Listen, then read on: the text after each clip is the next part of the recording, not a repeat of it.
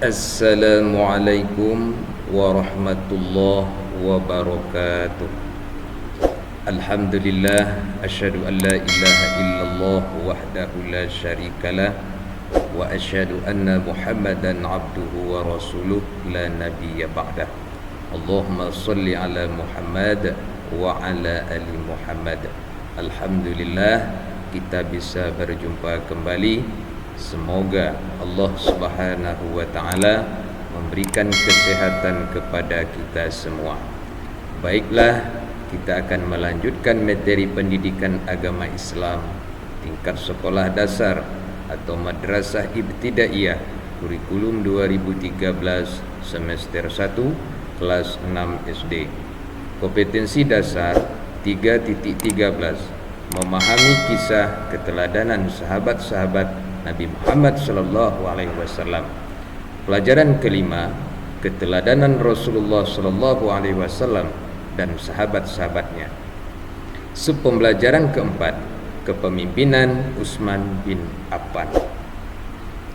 Sebelum kita jelaskan tentang kepemimpinan Utsman bin Affan, silakan tekan subscribe berwarna merah di bawah video ini, kemudian tekan like dan bunyikan loncengnya agar channel ini ke depannya lebih baik lagi dalam menciptakan media-media pembelajaran pendidikan agama Islam tingkat sekolah dasar.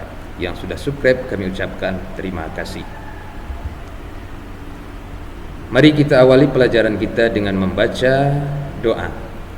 Bismillahirrahmanirrahim. Rabbi zidni ilma warzuqni fahma ya arhamar rahimin. Nah, adapun tujuan pembelajaran setelah mendengarkan penjelasan materi tentang kepemimpinan Utsman bin Affan melalui video YouTube atau membaca teks atau mengamati gambar, siswa dapat: 1. Peserta didik dapat mengetahui kisah keteladanan sahabat-sahabat Nabi Muhammad SAW. Tujuan yang kedua, peserta didik dapat menceritakan kisah keteladanan sahabat-sahabat Nabi Muhammad SAW. Pada pelajaran ini yang akan dijelaskan yaitu kepemimpinan Utsman bin Affan. Kisah pengangkatan Utsman bin Affan menjadi khalifah ketiga. Khalifah Umar dalam kondisi tak berdaya dan lemah akibat luka tusukan pisau orang Majusi yaitu Abu Lu'lu'ah. Umar masih memikirkan nasib kaum muslimin. Umar bin Khattab menunjuk beberapa nama sahabat yang paling mulia dan membentuk tim agar memilih salah satu di antara 6 sahabat yang mulia tersebut untuk menggantikan dirinya sebagai khalifah. Di antaranya yang pertama Ali bin Abi Thalib, yang kedua Utsman bin Affan, yang ketiga Abdurrahman bin Auf, yang keempat Sa'ad bin Abu Waqqas, yang kelima Zubair bin Awam, yang keenam Thalhah bin Ubaidillah. Setelah pemilihan yang sangat alot selama 3 hari pada bulan Muharram tahun 24 Hijriah, terpilihlah sahabat mulia yaitu Utsman bin Affan sebagai khalifah di usianya yang ke-70 tahun. Nah, ini bentuk ilustrasi gambar Utsman bin Affan menjadi khalifah ketiga setelah diadakan pemilihan selama 3 hari. Jatuhlah kepada Utsman bin Affan sebagai pengganti penerus dari Umar bin Khattab. Sifat-sifat Utsman bin Affan selama menjadi khalifah ketiga. Yang pertama, lemah lembut. pribadinya yang sangat lemah lembut dan bersahaja membuat kaum muslimin hidup dalam kenyamanan dan kedamaian. Yang kedua, banyak bekerja dan sedikit bicara. Utsman bin Affan banyak membuat kebijakan-kebijakan yang baru. Sejarah mencatat yang pertama melakukan perluasan Masjid Nabawi, memiliki wilayah yang sangat luas seperti Jazirah Arab, kawasan Persia, Sam dan Mesir. Utsman bin Affan mengabdikan sisa hidupnya yang sudah lanjut usia untuk kepentingan kaum muslimin dan tegaknya agama Islam. Yang ketiga, senang berdakwah. Di usianya yang sudah lanjut, Khalifah Utsman bin Affan masih tegar dan senang berdakwah, bahkan ke penjara Utsman bin Affan dikenal memiliki pengetahuan agama yang luas. Nah, inilah beberapa sifat Utsman bin Affan yang harus kita contoh dalam kehidupan kita sehari-hari. Yang pertama, lemah lembut. Yang kedua, banyak bekerja, sedikit bicara. Kemudian yang ketiga, senang berdakwah, mengajak kepada kebaikan dan meninggalkan keburukan.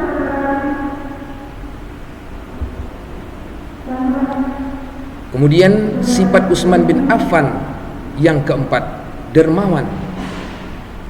Utsman bin Affan tak pernah sekalipun mengambil gajinya sebagai khalifah. Utsman bin Affan lebih banyak memberi kepada orang lain dari harta kekayaannya. Karena Utsman bin Affan memiliki kekayaan yang melimpah sejak sebelum Islam. Beliau dikenal sebagai orang yang pernah memberikan gandum yang diangkut dengan 1000 unta untuk membantu kaum miskin yang menderita di musim kering. Dan gandum itu adalah miliknya sendiri. Begitulah kedermawanan Utsman bin Affan. Mudah-mudahan kita juga bisa menerapkan kedermawanan kita dalam kehidupan kita sehari-hari. Kemudian yang kelima, sifat Utsman bin Affan, menjunjung tinggi keadilan. Utsman bin Affan yang mendapat gelar Zur Nurain, artinya memiliki 2 cahaya, karena menikahi 2 putri Rasulullah, menjadi pribadi yang matang dan menjunjung tinggi keadilan. Nah, jadi Utsman bin Affan ini adalah sangat menjunjung tinggi keadilan. Bahkan beliau mendapat gelar Zur Nurain, artinya memiliki 2 cahaya, karena menikahi putrinya Rasulullah Shallallahu Alaihi Wasallam. Tentu kita juga harus menerapkan keadilan, terutama keadilan pada diri kita sendiri. Artinya kita harus mendekatkan keadilan dari sekecil apapun, karena keadilan jika tidak dilakukan sejak sekecil-kecilnya, maka besar kita tidak akan dapat menerapkan sebuah keadilan. Maka mulailah dari hari ini kita menerapkan keadilan. Kemudian yang keenam, memiliki sifat ketenangan dalam menghadapi masalah. Segala masalah yang muncul di kalangan kaum muslimin dihadapi dengan ketenangan dan kelembutan, sekalipun bahaya maut mengancamnya. Nah, inilah di antara sifat-sifat Utsman bin Affan selama menjadi khalifah ketiga. Mudah-mudahan kita semua dapat mencontoh sifat-sifat Utsman bin Affan dalam kehidupan kita sehari-hari. Prestasi Utsman bin Affan selama menjabat sebagai khalifah ketiga. Prestasi yang pertama, membukukan kitab suci Al-Quran. Di masa pemerintahan Utsman bin Affan, membentuk panitia penyusunan Al-Quran yang diketuai oleh Zaid bin Sabit dan anggotanya Abdullah bin Zubair dan Abdurrahman bin Haris. Panitia tersebut bertugas menyalin ulang ayat-ayat Al-Quran dalam sebuah buku yang disebut dengan mushaf, dan diperbanyak menjadi 4 buah. 1 buah disimpan di Madinah yang disebut dengan mushaf Al-Imam atau mushaf Utsmani. 4 buah lainnya dikirim ke Mekah, Suriah, Basrah, dan Kufah. Jadi di masa Khalifah Utsman bin Affan, kitab-kitab suci Al-Quran, ayat-ayat suci Al-Quran yang masih tertulis di batu, di tulang belulang, di daun-daun, maka dikumpulkan di masa Khalifah Utsman bin Affan dan dibentuk sebuah mushaf agar supaya ayat-ayat Al-Quran itu tidak hilang atau berserakan. Maka pada masa Khalifah Utsman bin Affan, salah satu prestasinya adalah membukukan kitab suci Al-Quran yang dari terletak di tulang belulang, di kulit, dan di daunan dan sebagainya, dijadikanlah sebuah buku yang disebut dengan mushaf. Nah, ini salah satu prestasi Utsman bin Affan, yaitu membukukan kitab suci Al-Quran. Kemudian prestasi yang kedua, merenovasi Masjid Nabawi di kota Madinah dengan cara memperluas dan memperindah bentuknya seperti digambar. Jadi Masjid Nabawi diadakan, direnovasi dan diperluas. Ini adalah prestasi Utsman bin Affan. Kemudian yang ketiga, memperluas wilayah kekuasaan Islam. Khalifah Utsman bin Affan memerintah selama lebih kurang 12 tahun, dari tahun 644 sampai 656 Masehi. Utsman wafat dibunuh oleh para penyebar fitnah setelah mereka mengepung rumahnya selama 40 hari. Inilah di antara prestasi Utsman bin Affan serta akhir dari kehidupan Utsman bin Affan. Begitulah perjuangan para sahabat dalam menegakkan agama Allah di muka bumi.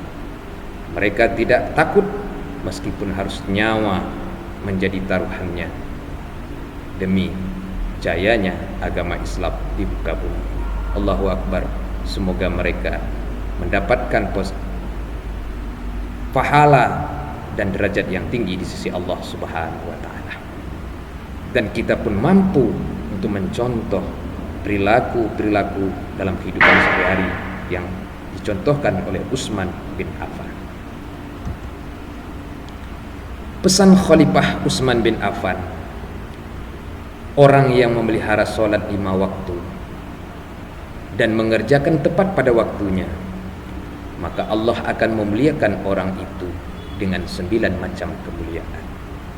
Yang pertama, dicintai oleh Allah. Yang kedua, badannya senantiasa sehat. Yang ketiga, dijaga oleh malaikat. Yang keempat, diturunkan berkah untuk rumahnya. Yang kelima, mukanya akan kelihatan tanda orang yang soleh. Yang keenam, Allah akan melembutkan hatinya. Yang ketujuh, dapat melalui jembatan Shiratal Mustaqim layaknya seperti kilat. Yang kedelapan, akan diselamatkan dari api neraka. Yang kesembilan, Allah akan menempatkan ke dalam golongan orang-orang yang tidak takut dan bersedih. Mudah-mudahan kita senantiasa mencontoh apa yang dilakukan oleh Utsman bin Affan dan pesan-pesan dari Utsman bin Affan agar kita tetap menjaga sholat kita agar kita menjalankan ibadah sholat itu dengan tepat waktu. Karena kalau kita laksanakan dengan tepat waktu, maka Allah akan memberikan bermacam kemuliaan seperti yang disampaikan oleh Utsman bin Affan. Mudah-mudahan kita semua mampu menerapkannya dalam kehidupan kita sehari-hari. Amin ya rabbal alamin. Alhamdulillahirabbil alamin. Inilah materi kita pada hari ini tentang kepemimpinan Utsman bin Affan. Sebelum kita akhiri, yang belum subscribe di bawah video ini, silakan tekan subscribe, kemudian tekan like serta bunyikan loncengnya agar